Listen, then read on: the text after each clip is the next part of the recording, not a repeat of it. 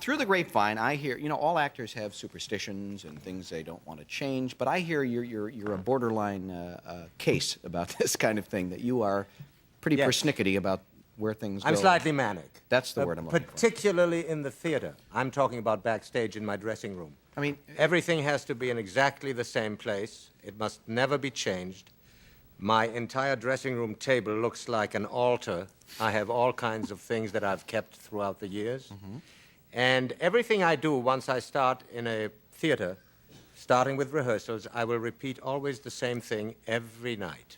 And if I don't, I get very worried about myself. So you believe that will help your performance or something? Or? No, it's just my plain insanity. Okay, well, that clarifies that for us.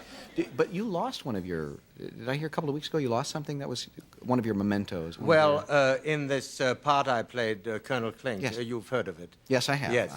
I wear a monocle, and I kept it with me after the show was finished for many, many years. The show was finished in... 1972. We ran from 65 to 72, and we've been in reruns ever since, and...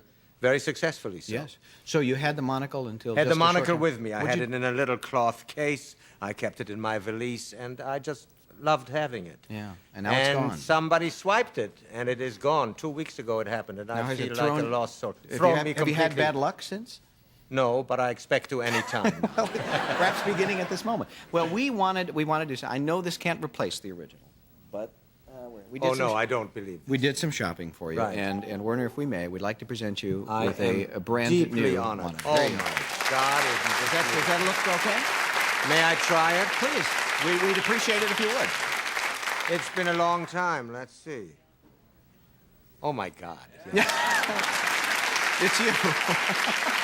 The real me. Here, that is really lovely. Here, we'll leave I know I'll never see it again. This is not a gift. I didn't think so. No. Actually, we give away one of these each night. We give. I think we gave it to Steve Landesberg last night. He really appreciated it. There are a lot of ironies involved with your portrayal of that role, because you and your family did in fact flee Hitler's Germany, correct? Yes, my dad was a symphony conductor, yes, opera one of the conductor. Great maestro, yeah. Yes, he was. He was really very good. And we left Europe in 1935. I was obviously just about 2 inches tall at that point. I mean, very little. Yeah, right. Yes, I wish it were so. Anyway, we left and fled to America. My father was Jewish, and we came to America and settled in Los Angeles. He became the head of the Los Angeles Philharmonic. Mm-hmm. So when they came to you with this role, did it first, it's an odd-sounding role. We're gonna do a sitcom about a concentration camp. Well, it's not a concentration camp. Let's get that sort of clear, if it's all right with you. Sure, please. That's often mistaken. You know, concentration camps were the camps that took place after Hitler came to power, in which they did these horrible things. They killed many Jews. So this was a prisoner This of was war. a prisoner of war camp. Anyway, the agent called me and said, Werner, how would you like to play a commandant in a POW camp? And I said that would be wonderful, because I had been, as an actor, doing a lot of these kind of roles on a very serious level. The agent never mentioned the word comedy. So I walked into Ed Feldman's office, who was the producer, and they showed me the material, and they said, this is a comedy. And I said, you're out of your bloody minds. Mm-hmm, sure. And I couldn't believe it, but they had written such a clever satire, it worked. Yeah. It just simply worked. Yeah, it really is. A nice run. There's some good people in that show, too. Yes. Bob Crane, as I think most people know, met an untimely death. Yes. And terrific guy, outgoing. Did you know that he was a disc jockey here in Los Angeles for 10 years? Very successful. Yeah. And the big, bumbling, heavy-set John Banner is also not with us. When people come up to you now, yes. And they say, hi, Colonel. They say, hi, Colonel. They still It's okay with me. Why not? So you're not one of those who look... There's some performers who get involved in a successful series, and then they spend the rest of their lives saying that, stop mentioning that. That was in the past. I look at it this way.